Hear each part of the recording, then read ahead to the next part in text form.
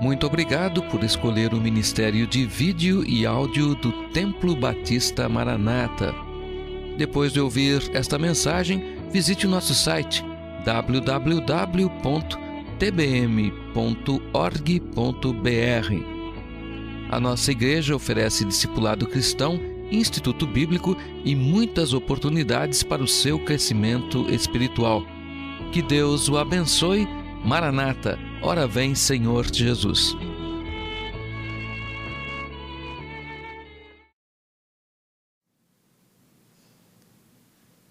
Nesta manhã, eu quero trazer um estudo muito importante para a nossa igreja. Se alguém lhe perguntasse por que você frequenta uma igreja batista, tradicional, histórica, você teria a resposta certa para dar?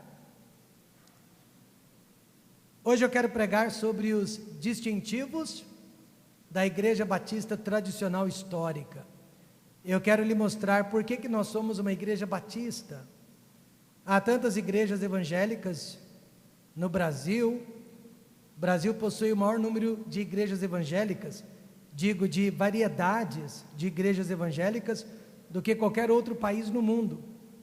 Mas por que logo batistas? Batistas históricos e tradicionais.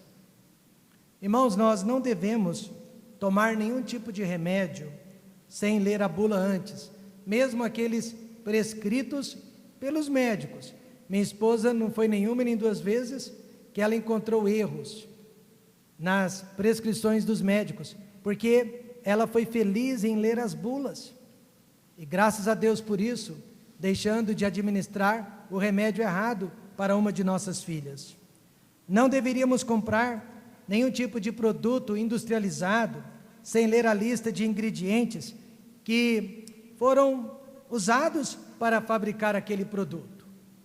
Mas, infelizmente, a maioria de nós toma remédios e consome produtos que fazem mal à nossa saúde por falta de informações. Isso também acontece no meio evangélico. Milhares de pessoas estão sendo atraídas a vários tipos de igrejas interdenominacionais, aquelas que não têm uma denominação devido à aparência do prédio, show de música, prosperidade financeira. Nada tem atraído mais pessoas aos cultos do que o tal do evangelho da prosperidade e promessas de milagres espalhafatosos. Mas as pessoas não conhecem a bula dessas igrejas. Pessoas são atraídas pela aparência e pelo gosto dos alimentos, porém mal sabem o que realmente elas estão ingerindo para dentro de suas almas. Precisamos ser crentes bereanos. Os crentes bereanos, eles eram daquele tipo que oravam com o olho aberto e o outro fechado. Eles não acreditavam em tudo e muito menos em todos. Amém, irmãos? A palavra de Deus diz a respeito deles, em Atos 17:11, ora, estes bereanos foram mais nobres do que os que estavam em Tessalônica, porque de bom grado receberam a palavra, examinando cada dia nas Escrituras se estas coisas eram assim. Mesmo os apóstolos falando com eles queriam ter certeza que os apóstolos estavam dentro da palavra de Deus. A igreja batista tradicional histórica tem o compromisso de examinar a palavra de Deus. Ela não manipula as emoções das pessoas e ela não usa nenhum tipo de pirotecnia para enganar as pessoas. Ela é tradicionalmente bíblica. Diferentemente de algumas igrejas evangélicas, a igreja batista tradicional histórica não nasceu através de um homem ou através de uma divisão ou dissidência entre irmãos de uma igreja. Você ficaria surpreso de ver quantas igrejas estão nascendo por aí, porque a divisão numa igreja, sai um grupinho e abre outra igreja. Não é assim que se abre igrejas de acordo com o Novo Testamento, amém, irmãos? Uma vez me chamaram em Anápolis para ajudar uma igreja que tinha sido dividida. O grupo que dividiu que iria abrir uma outra igreja e me chamaram para apoiá-los. E eu disse para eles: sabe quando eu, pastor Rômulo, vou apoiar um grupo dividido de uma igreja? Nunca! Se você não está feliz na igreja, vá para uma outra igreja, mas não abra outra igreja. Nunca vou ajudar um grupo que se dividiu dentro de uma igreja. A Igreja Batista Tradicional Histórica nasceu através do estudo analítico da Palavra de Deus, e ela já existia muito antes da Reforma Protestante. Alguns diriam que a Igreja Batista foi fundada por um homem chamado John Smith, na Inglaterra dos anos de 1606. Ele é considerado o primeiro batista da história. John Smith, ele pode ter sido o primeiro batista na Inglaterra, mas ele não foi o primeiro batista do mundo, porque a Igreja Batista Histórica não é diferente da Igreja de Jerusalém, da Igreja de Antioquia e de tantas outras igrejas que encontramos no livro de Atos e no primeiro século depois de Cristo. Ela possui 8 distinções ou 8 distintivos, que são históricos e nunca mudaram, apesar de todas as mudanças no meio evangélico. Cuidado com as igrejas que mudam. Por quê? Porque a palavra de Deus não muda. Aliás, a Bíblia claramente diz: Jesus Cristo é o mesmo ontem, hoje e eternamente. Então são 8 os distintivos da Igreja Batista Tradicional Histórica. Irmãos, o que eu quero dizer nesta manhã é que se Deus nos colocou dentro de uma igreja batista, nós deveríamos ser batistas por convicção e não por conveniência. Pois uma igreja não é como uma troca de roupas, ela é como uma família que não trocamos e com a qual nós vamos permanecer para sempre. 8 distinções. Primeira, a autoridade absoluta da Bíblia. Quantos acreditam que a Bíblia é a palavra infalível de Deus? Defendemos isso também.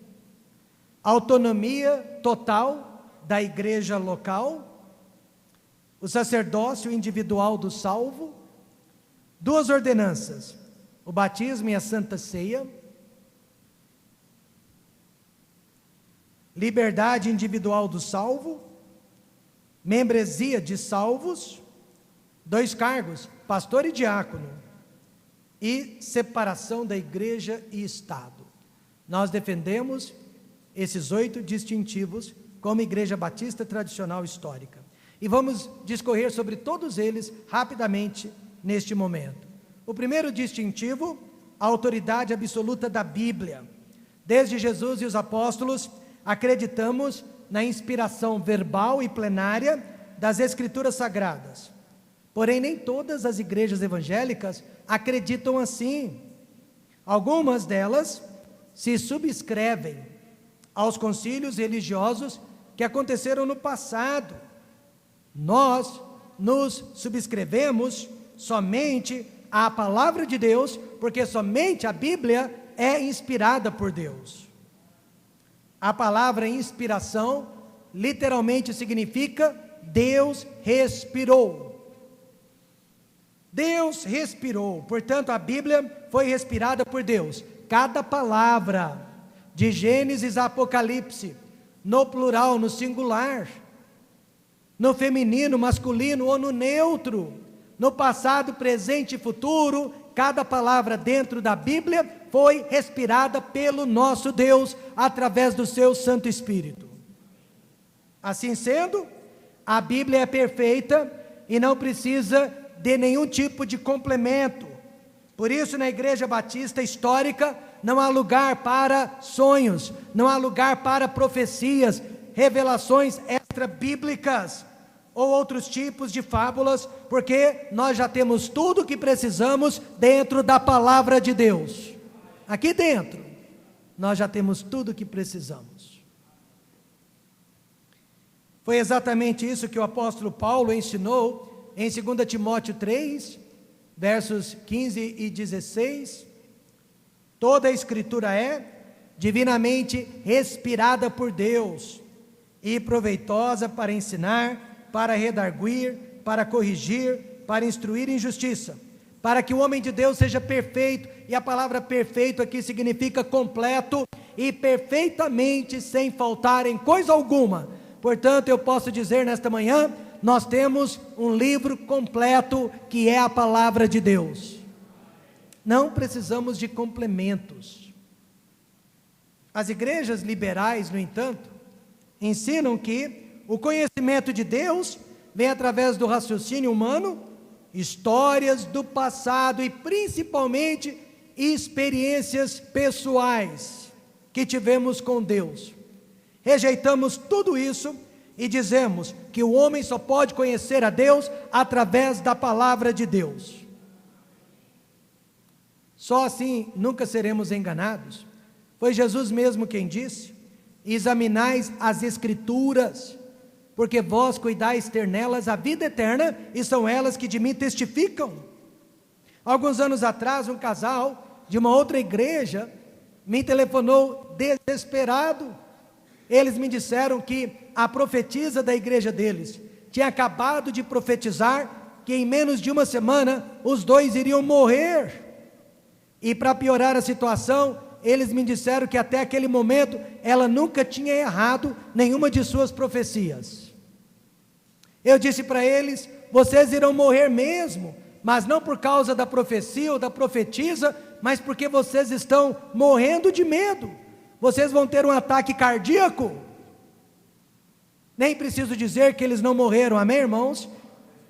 Mas em uma igreja batista tradicional histórica, isso jamais aconteceria, pois aqui dentro, nós só ficamos dentro da palavra de Deus, sem confusão, sem manipulação e sem controlar a vida das pessoas. Portanto, o primeiro distintivo de uma igreja batista histórica é que aqui dentro, quem manda é a palavra de Deus. A autoridade absoluta e infalível. E tudo quanto precisamos se encontra de Gênesis a Apocalipse. Bem-vindo a uma igreja batista tradicional histórica. Em segundo lugar, a autonomia total da igreja local. A Bíblia ensina, irmãos, que a igreja local é autônoma, ou seja, a administração de cada igreja se faz no próprio local. Não existe uma matriz e, portanto, não existem filiais.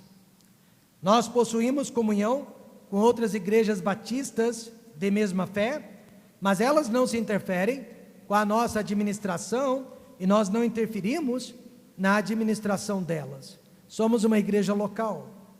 Ninguém é dono da igreja local. Aliás, só existe um dono da igreja e ele é o Senhor Jesus Cristo.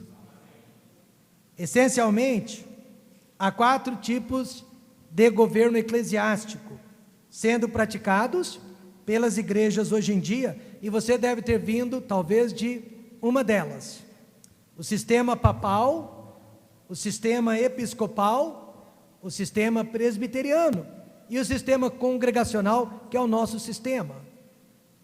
O sistema papal, nós conhecemos bem. A autoridade sobre todas as igrejas daquela denominação está nas mãos de uma única pessoa, o Papa. Ele é a autoridade máxima sobre todas as igrejas. Já o sistema episcopal, a autoridade está nas mãos de vários bispos, que comandam uma cadeia de igrejas que fazem parte de uma mesma convenção. O sistema presbiteriano elege um grupo de pessoas, no caso o presbitério, para representar a igreja, decidir e tomar decisões. Mas o sistema congregacional, a responsabilidade de obedecer e seguir a palavra de Deus é colocada sobre todos os membros da igreja, e não somente sobre a liderança, não somente sobre os líderes, mas toda a congregação tem a mesma responsabilidade de obedecer e seguir a palavra de Deus.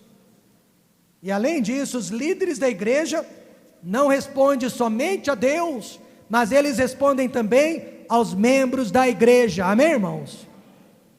E é assim que acontece entre nós. Este é o nosso sistema, por isso nós não estamos construindo apenas prédios, mas nós estamos construindo também pessoas. A nossa igreja, esta igreja mãe, já fundou 3 outras igrejas. 2 delas, o Templo Batista Ebenezer e o Templo Batista Maranata de Londrina, já são completamente autônomas, com um governo local. A terceira delas, que é o TBM de Aparecida, está caminhando para isso, pois ainda é uma congregação. Como pais espirituais, gostaríamos muito que essas igrejas mantivessem a mesma filosofia que nós, mas cada igreja local, e nós não somos donos delas. Agora, vamos deixar algo bem claro nesta manhã. A autoridade dos membros da igreja é só administrativa e não legislativa. Somente a palavra de Deus tem autoridade legislativa sobre a igreja. Por isso, irmãos, nós não temos o direito de sair deste livro, inventar outras Bíblias e inventar outras doutrinas, porque a legislação vem da palavra de Deus, não vem dos homens, vem da palavra de Deus. Nossa autoridade é só administrativa. Terceiro distintivo, o sacerdócio individual do salvo.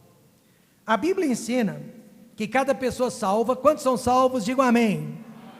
Possui livre acesso ao trono de Deus. Hoje de manhã eu já falei com Deus, amém, irmãos?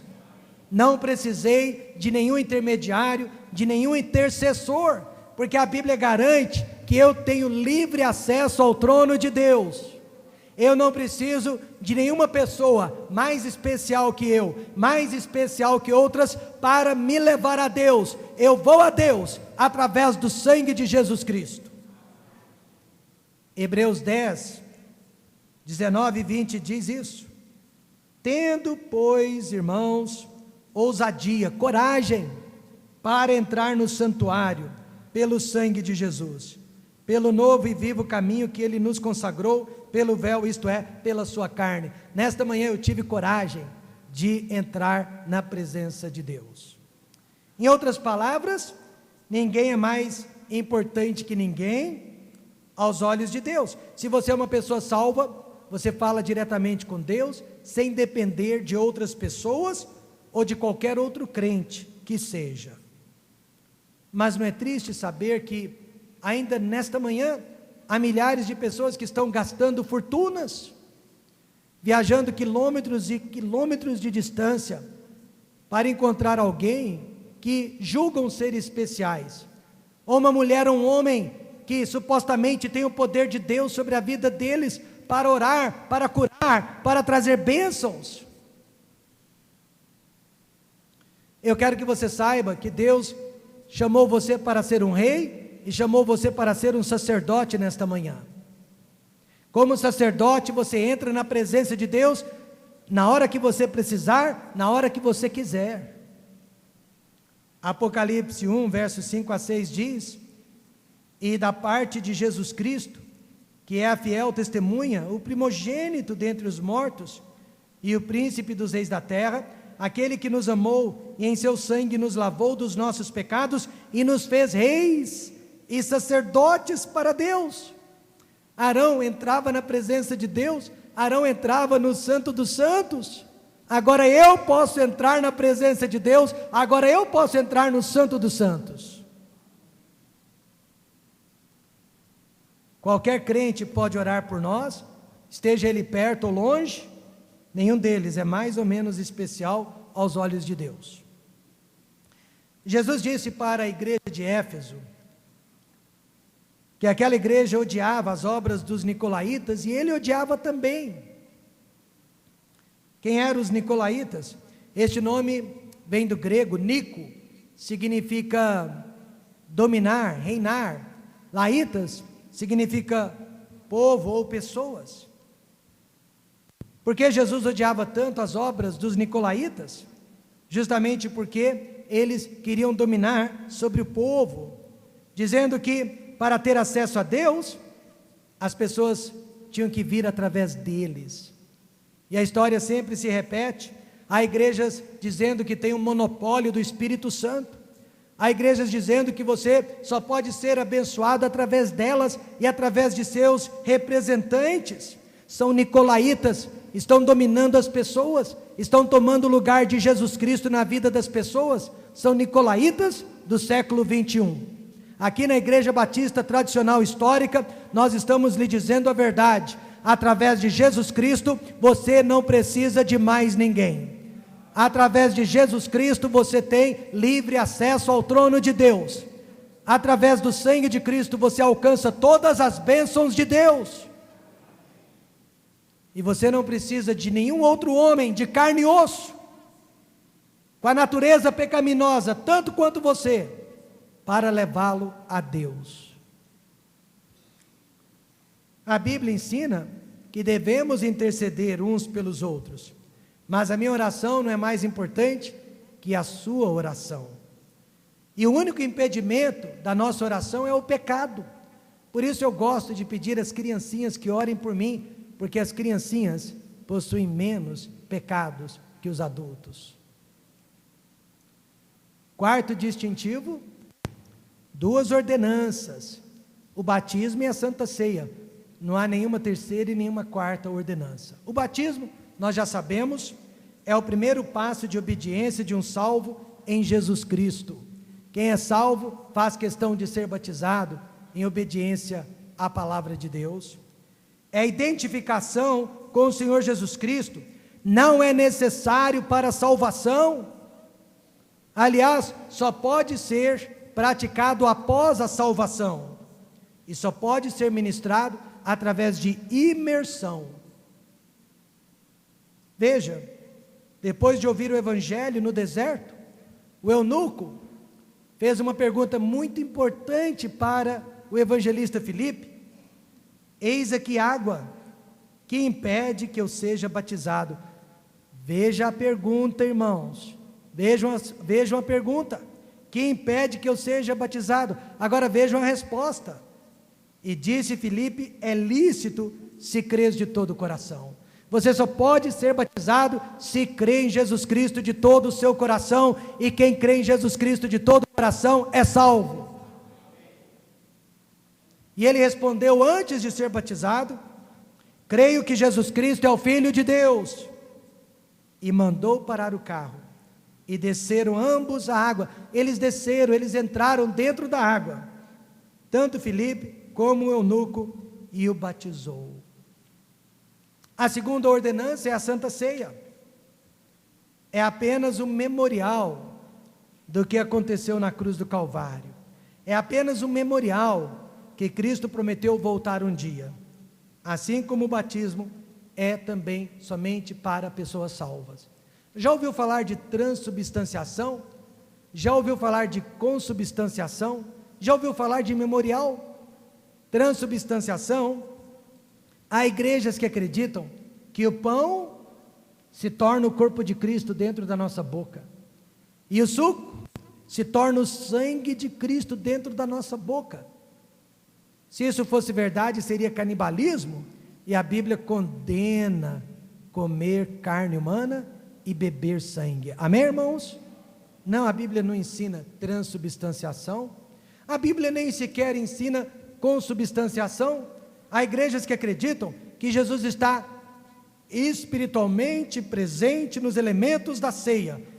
Ele não é o pão não é ele, mas ele está presente no pão, ele está presente no suco. Não, ele está presente em nós.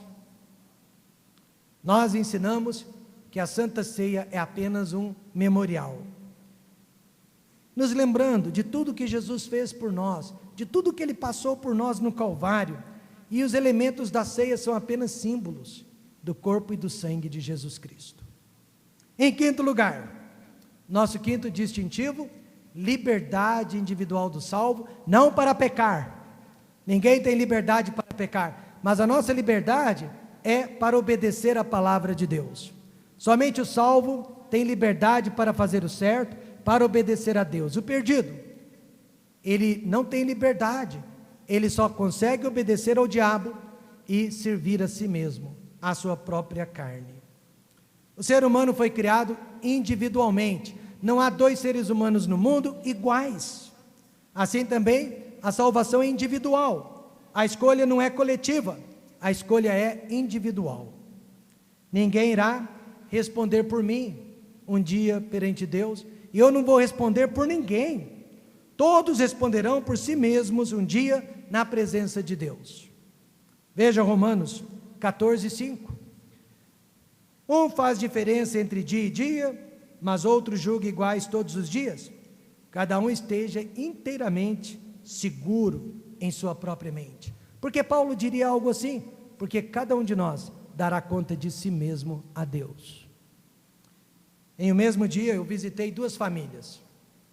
Na primeira casa, o marido me disse: pastor Rômulo, eu bem que gostaria de fazer mais pela igreja, gostaria de me envolver mais nos ministérios, mas a minha esposa não deixa, ela reclama do tempo que eu passo na igreja. Daquela casa eu fui para uma outra casa, e lá o marido me disse: pastor Rômulo, a minha esposa também não gosta que eu saia para servir a Deus, que eu saia para fazer os ministérios da igreja, mas eu já deixei bem claro para ela, que entre ela e Deus, eu fico com Deus. O mesmo problema, duas pessoas, duas atitudes diferentes uma da outra. Por quê? Porque cada um de nós dará conta de si mesmo a Deus. Isso se chama liberdade individual do salvo. Liberdade para não vir aos cultos, liberdade para chegar atrasado, liberdade para não se envolver, liberdade para se envolver, liberdade para participar, liberdade para não participar. Deus não vai nos obrigar, amém, irmãos? Mas cada um de nós dará conta de si mesmo a Deus. Eu acho que essa é a maior beleza que existe na vida cristã. Ah, se Deus tocar o meu coração, eu vou fazer isso, eu vou fazer aquilo. Deus não vai tocar o seu coração, Deus vai tocar a sua cabeça. Mas não o seu coração. Liberdade individual do salvo. Veja Romanos 14:12. De maneira que cada um de nós dará conta de si mesmo a Deus. E o sexto distintivo, membresia só de salvos. Eu não posso garantir que todos os membros da igreja são salvos, mas antes de serem membros, tiveram que testificar da salvação, porque a igreja é lugar só de salvos. A membresia, né? É lugar de salvos. De acordo com Atos 2:41 e 47, a igreja só pode aceitar pessoas que professam Jesus Cristo como único e suficiente Salvador. Veja: de sorte que foram batizados os que de bom grado receberam a sua palavra, e naquele dia agregaram-se quase 3.000 almas. 3.000 almas de bom grado, de livre e espontânea vontade, professaram Jesus Cristo, foram batizadas, louvando a Deus e caindo na graça de todo o povo. E todos os dias acrescentava ao Senhor à igreja aqueles que se haviam de... Só podem ser acrescentados à igreja pessoas salvas. Mas por que, pastor Rômulo? Hoje em dia, algumas igrejas aceitam todos os tipos de pessoas sem verificar primeiro a sua profissão de fé. Esta ideia surgiu com o imperador romano chamado Constantino. Diz a história, eu acho que é mais lenda do que história, que ele estava enfrentando o exército de Magêncio. Isso é história, né? Ele estava realmente enfrentando este exército na ponte de Milvia, no dia 28 de outubro de 312. Até aqui é a história.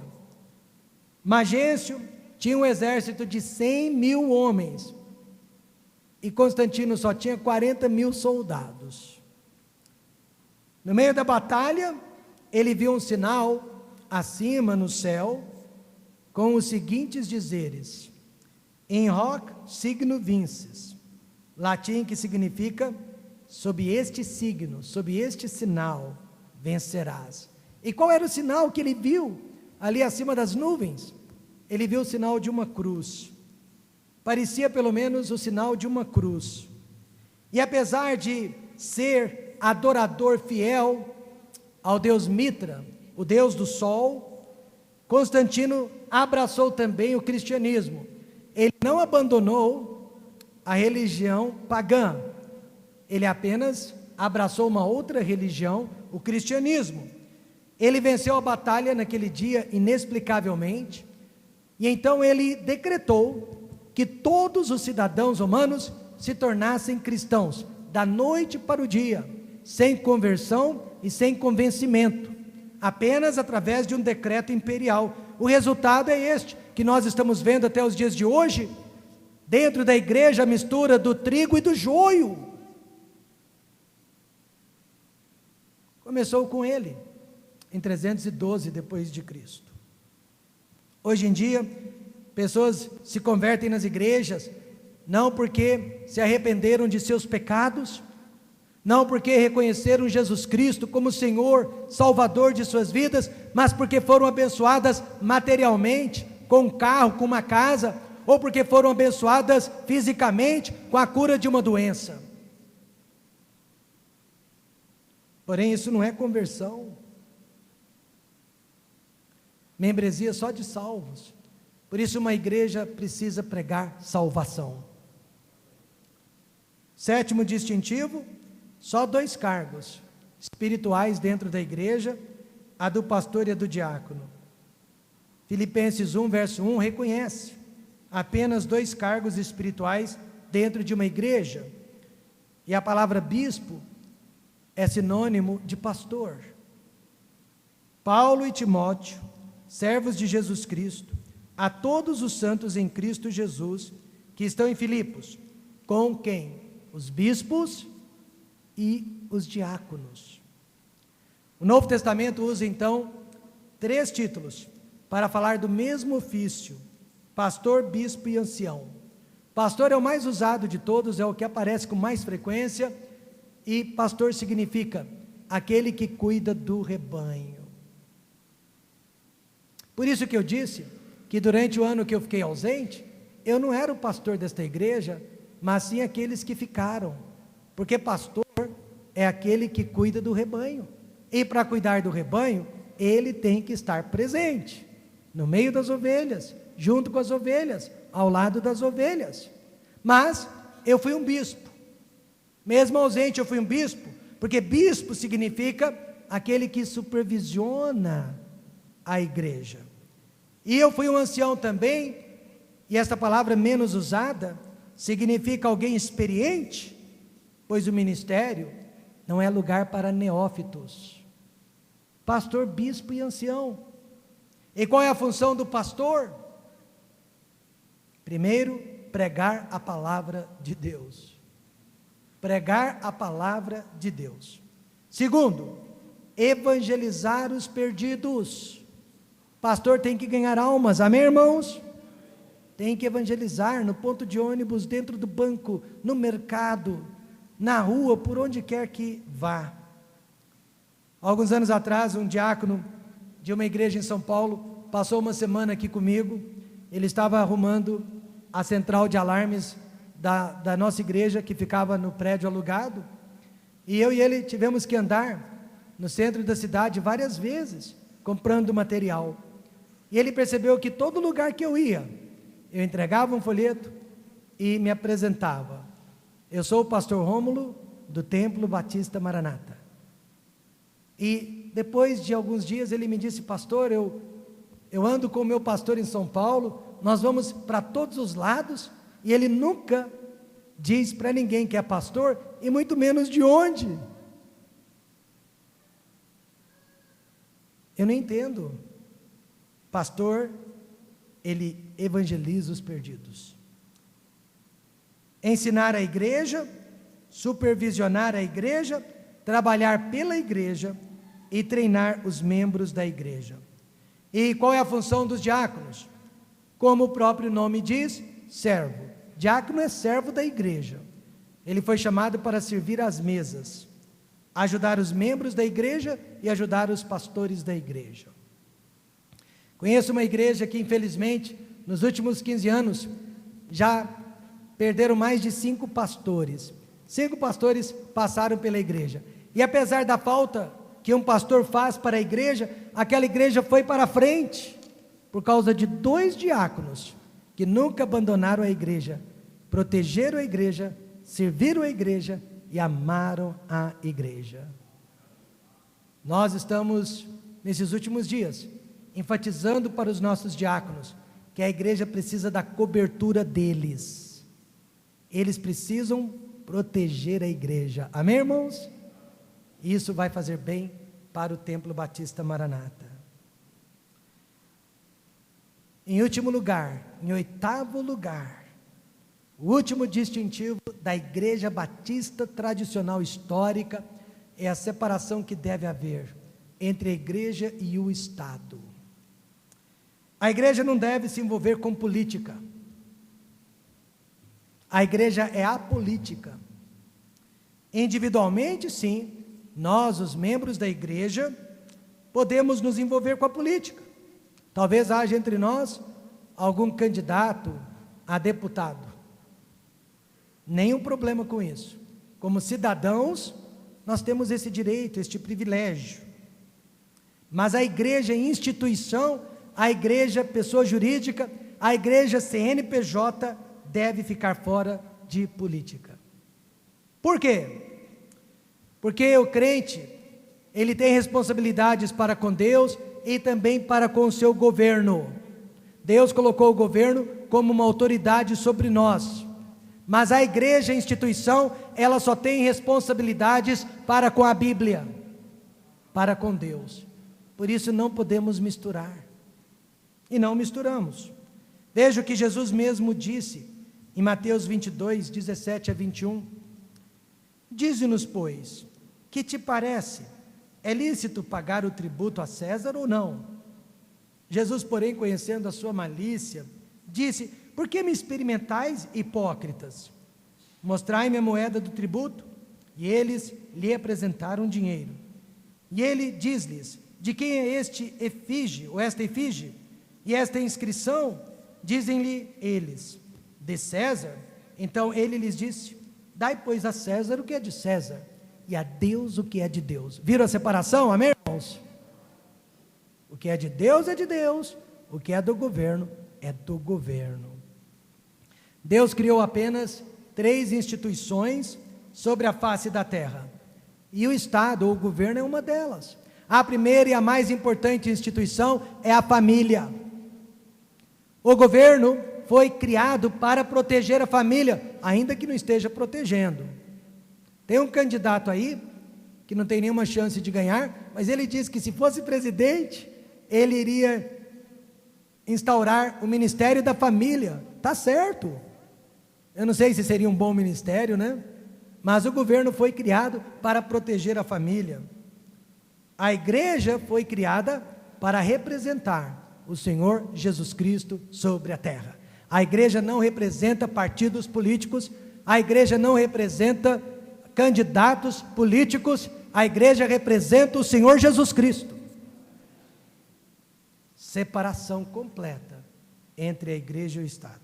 Agora, todos nós devemos obedecer às leis do nosso país. A única ressalva é quando a lei do país nos obriga a desobedecer a palavra de Deus. Na China, por exemplo, chineses estão adorando a Deus e se encontrando em lugares subterrâneos. Isso é contra a lei do país, mas eles estão desobedecendo aquela lei, porque existe uma lei maior. Amém, irmãos? Que é a palavra de Deus. Essa é a única ressalva. Por exemplo, em Atos 5:29, as autoridades de Jerusalém proibiram a igreja de pregar sobre Jesus. Porém, respondendo Pedro e os apóstolos, disseram: mais importa obedecer a Deus do que aos homens. E eu estou terminando, irmãos. O Estado é laico. Já ouviram isso antes? Isso quer dizer, senhores deputados, senhores senadores e presidenciáveis, que o governo não deve ferir a nossa consciência religiosa, com leis antibíblicas. E a igreja não deve se envolver com a política, mas o cidadão crente deve votar sim, e escolher apenas bons candidatos, que não sejam corruptos, anti-Deus e anticristãos. Pessoas estão me dizendo, eu vou anular o meu voto. Você estará ajudando o candidato que estiver na frente, é como se você estivesse votando nele. Então o que o senhor vai fazer? Votar no menos pior, se for o caso, mas nunca jamais no pior. Amém, irmãos? Talvez você concorde comigo que não existem os melhores, mas existem os menos piores. E eu creio que os melhores eleitores do Brasil são os crentes evangélicos que conhecem a palavra de Deus. E se você está anulando o seu voto, você está permitindo com que outros decidam por você. Hoje em dia, nem toda igreja batista é uma igreja batista tradicional histórica. É preciso defender essas 8 distinções, esses oito distintivos, para ser uma igreja batista de verdade. Repetindo os 8: autoridade absoluta da Bíblia, autonomia total da igreja local, o sacerdócio individual do salvo, 2 ordenanças, o batismo e a santa ceia, liberdade individual do salvo, membresia de salvos, 2 cargos, pastor e diácono, separação da igreja e o Estado. Bem-vindos a uma igreja batista tradicional, histórica, nesta manhã. Vamos fechar os olhos.